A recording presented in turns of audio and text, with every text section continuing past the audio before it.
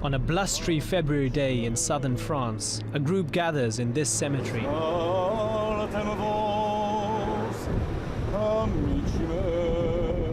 They are here not to grieve for a recently departed loved one, but to mourn the loss of the former French colony of Algeria, and to remember those who resorted to violence to keep it French.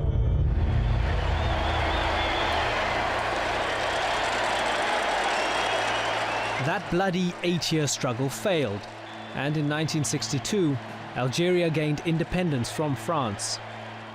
But more than 4 decades on, La Guerre sans nom, or the war without a name, as it's been known here, still evokes complex feelings. Not least for the 1.5 million French veterans who fought in it. Some feel shame and regret, others bitterness and anger. J'ai perdu une partie de ma vie, et quand j'ai perdu ma mère, I lost a part of my life. I lost my mother. I lost everything, everything. And today, I look at the French people and see that they have no answers to those of us who have suffered.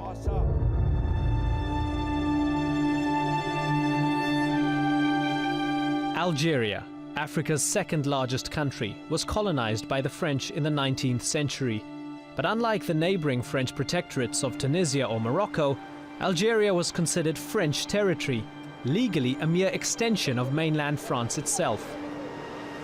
And by the mid-20th century, it was home to over 1 million European settlers.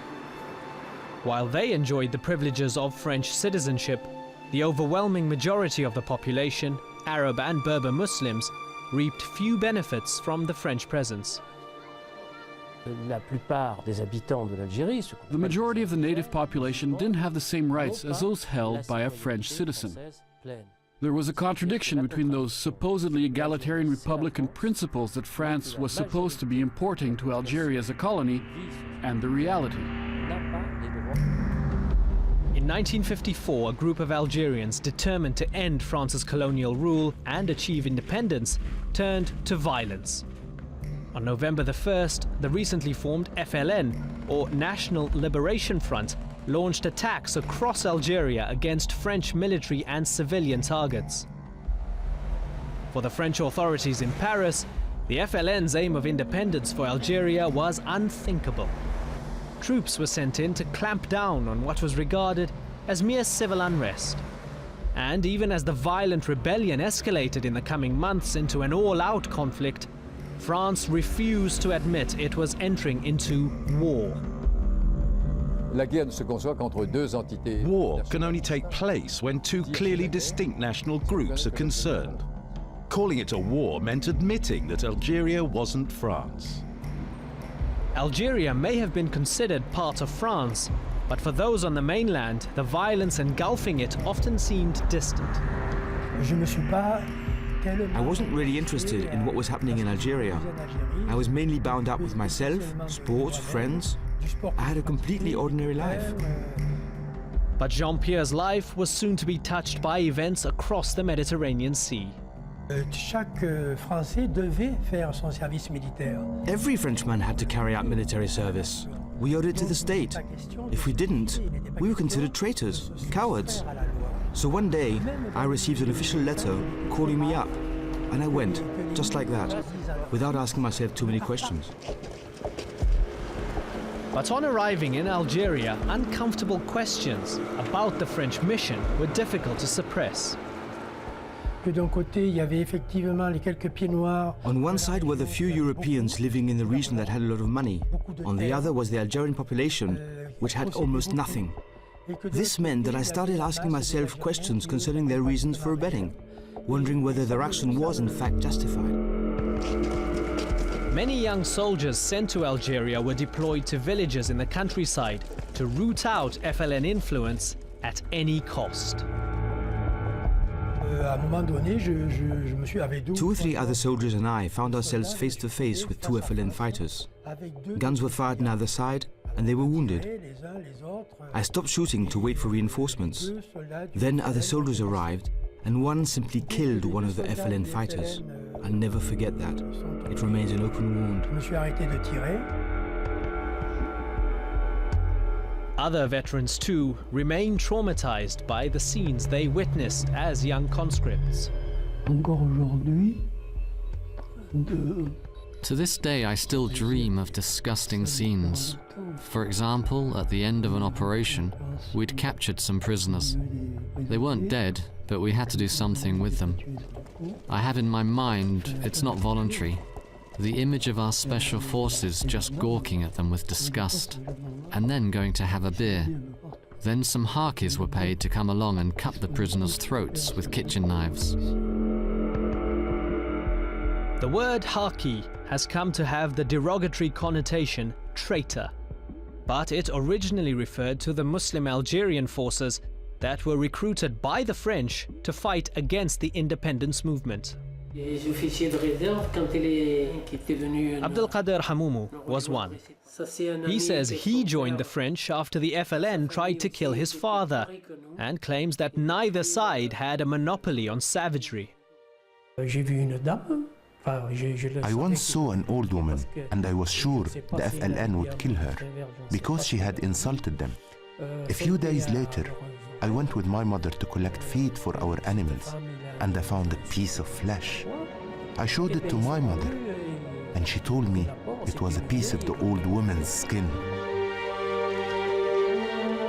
Despite an increasing number of troops and tactics which included the forced resettlement of large swathes of the population, the French proved unable to crush the independence movement. And at the end of 1956, the FLN hardened its stance, launching a campaign of urban attacks, which inaugurated a new chapter in the war, to be known as the Battle of Algiers. Bombs were planted in student bars in which there were young Algerians, not just French people. And an exploded bomb means people wounded, killed, blood, fear. Such bombings were often carried out by Algerian women dressed in Western clothes, a tactic which sent the European settler population into hysteria. France reacted harshly, deploying its 10th Parachute Division, headed by General Jacques Massou, to Algiers in an attempt to prevent any further attacks and stop a general strike called by the FLN to garner international attention to the independence cause. General Paul Aussares reported directly to General Massou. We heard that the independence movements of Algeria, they would organize a strike. The governor and General Musset agreed that we would stop that strike at any price. You understand, at any price. That price included degrading forms of torture practiced by General Massou's Parachute Division as they swept the streets of Algiers' ancient Muslim quarter, the Kasbah, in an attempt to identify and break FLN cells. I gave orders to get any possible information. So some of the people in charge used torture. I knew they had partial torture, yes, I knew. But I found it was better to have some results, even by torture. General Aussares insists that the coercive methods of interrogation, including torture, were sanctioned at the highest levels of the French state. Every night I made a report of what I had done, and I did not hide anything. Every morning I gave the copy of what I had done to General Massou, and the same day that copy was sent to the government without changing a word. Many were appalled at the measures that France, the country of liberty, equality and fraternity, was undertaking within its own territory. Aujourd'hui, les autorités françaises reconnaissent qu'il y avait la guerre. Today, the French authorities admit that a war took place. At the time, they refused to. So these prisoners didn't fall under the Geneva Convention. What's more, they weren't even entitled to the same rights as ordinary citizens. Basically, they were outside the law. Monsieur Vergès is today one of France's most controversial lawyers, famous for his defense of international criminals, such as Carlos the Jackal. But he began his career defending FLN suspects, an action undertaken, he claims, to raise attention in France itself to the systematic abuse of human rights being carried out in its name. Parce que l'Algérie était le lieu de crimes affreux. Appalling crimes were committed in Algeria that no one knew about. Events were hushed up. Court cases were the only way of denouncing these crimes publicly, the only way of denouncing torture. Through an unrelenting show of force and the widespread torture of FLN suspects, the French eventually claimed victory in the Battle of Algiers. Attacks declined and the streets of the capital became safe once again for Europeans. But just as the army was claiming military success, politically the tide was turning. For as news spread of the heavy-handed measures being employed by France, opinion began to shift towards the independence movement, both internationally and even among some in France itself.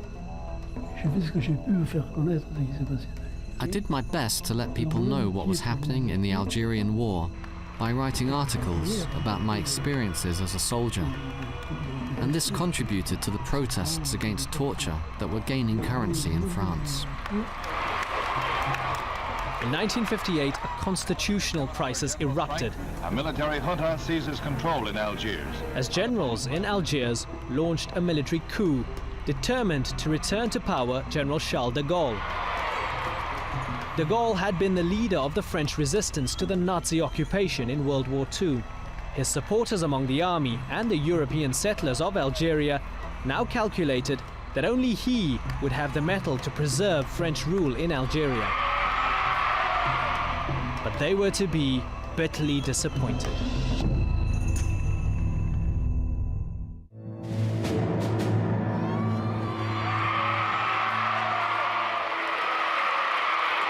On July the 5th, 1962, and after 132 years of French colonial rule, Algeria was declared an independent nation.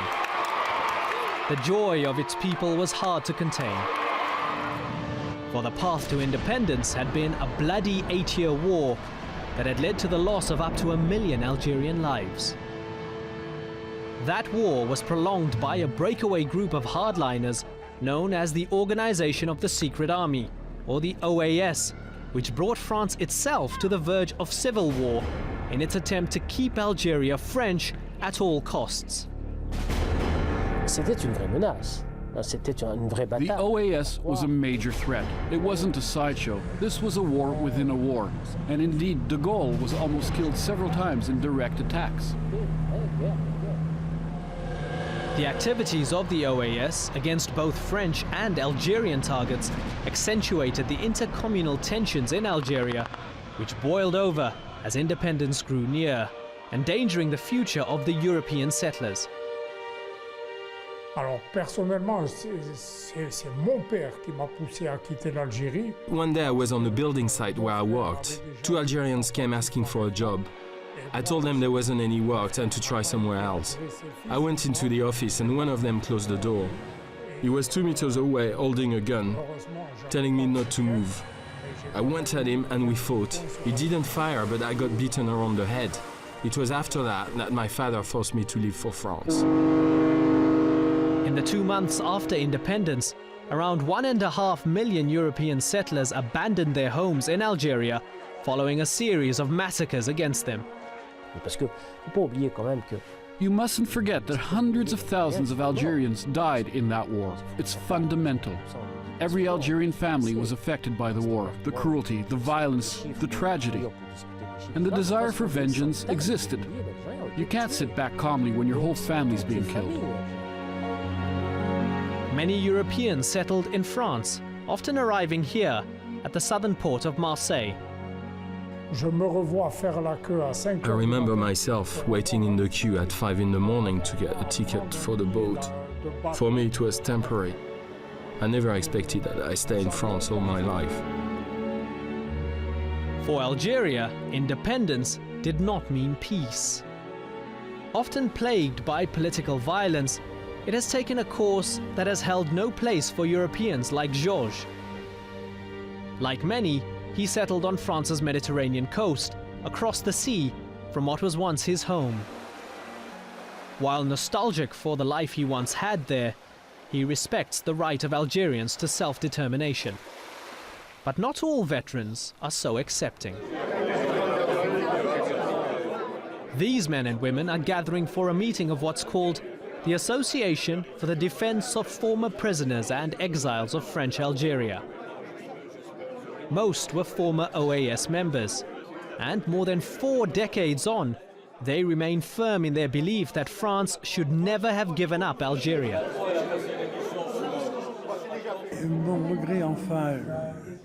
My biggest regret is that people don't recognize de Gaulle's betrayal. There's no reason to put on a pedestal the one who betrayed France. We'll forget once everyone has recognized de Gaulle's betrayal, but we'll never forgive him. Few French have much sympathy for former OAS members like these and their claims of betrayal. The ill treatment of another group of French veterans, however, is undoubted. The 150,000 Algerian Muslims who fought for France and who are still referred to as Arquis. Ahead of independence, they were forcibly disarmed by the French army, who stood by as thousands were tortured and killed by Algerian independence fighters who regarded them as traitors. One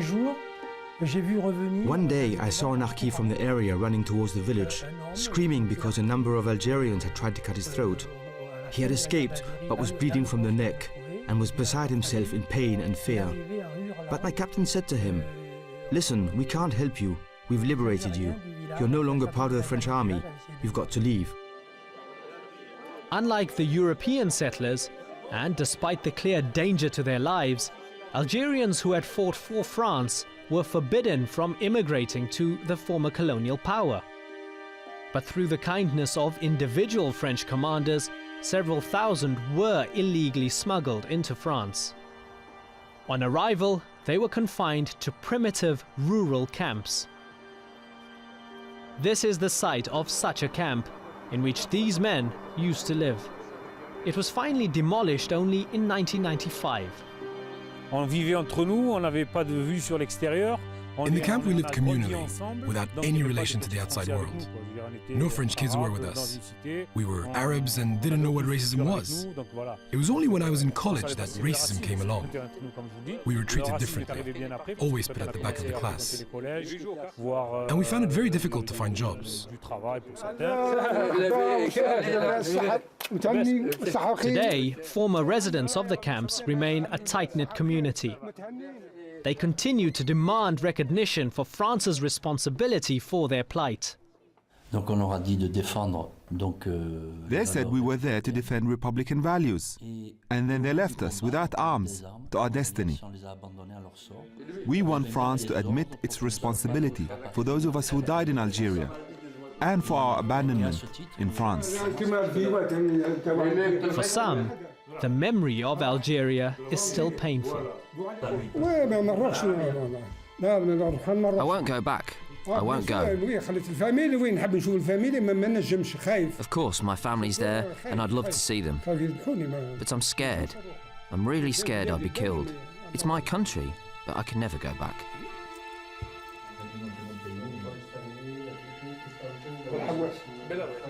Decades on, enmities from the war in Algeria continue to haunt the Algerians who fought for France and their descendants. Their fate has been curiously intertwined with that of post-independence Algeria. For several million Algerians have immigrated to France, the former colonial power they fought, in search of better economic opportunities. These Algerians have never forgiven what many regard as the treachery of their countrymen, who chose to side with the French against the independence movement. And in the suburbs of Paris and Marseille, Where much of the Algerian immigrant community is concentrated, Alki remains a dirty word. At one time, we lived in an area of Marseille full of Algerian immigrants. And when I used to play, my mother would put her finger on her mouth, telling me never to mention that we were Arkis. Because there was still that fear that even here, in France, we'd be killed. Following the war, the French state was quick to draw a line under it. An amnesty was put in place for all crimes committed during the war, and for decades, it was veiled in official silence. Only in 1999, and partly under pressure from the Algerian immigrant community, did the National Assembly officially admit that a war had taken place. And this small monument was erected on the banks of the River Seine. But it was in the year 2000 that the silence surrounding the war was well and truly shattered. General Paul Osores published a book in which he admitted his part in the systematic torture that was practiced by the French during the Battle of Algiers. Alors écoutez, je pense que le général Osores a commis en Algérie des crimes de guerre. I believe General Alcerès committed war crimes in Algeria, crimes against humanity. But his book shows that he committed these crimes under orders from members of the government. He carried out the orders. But the people above him were quite simply able to bury the past. And they continued to bury the past by putting General Osores and his publishers on trial in order to suppress the book and convicting them of condoning war crimes. For many, Osores is the scapegoat of a nation still unable to face up to its own responsibility for the conduct of the war in Algeria. A war in which the French values of liberty, equality and fraternity were badly compromised, and which continues to cast a dark shadow over France's relationship with its own Muslim community. Osores himself, however, remains unrepentant. The middle of the trial, the lawyer said, listen, if you say the word regret, there will be no trial, no trial. I said, listen, no, I cannot say that. I cannot say that. No, I will not say I regret. There is a song of Edith Piaf. Non, rien de rien. Non, je ne regrette rien. That's my song, you know. I don't regret. I didn't like, but I don't regret.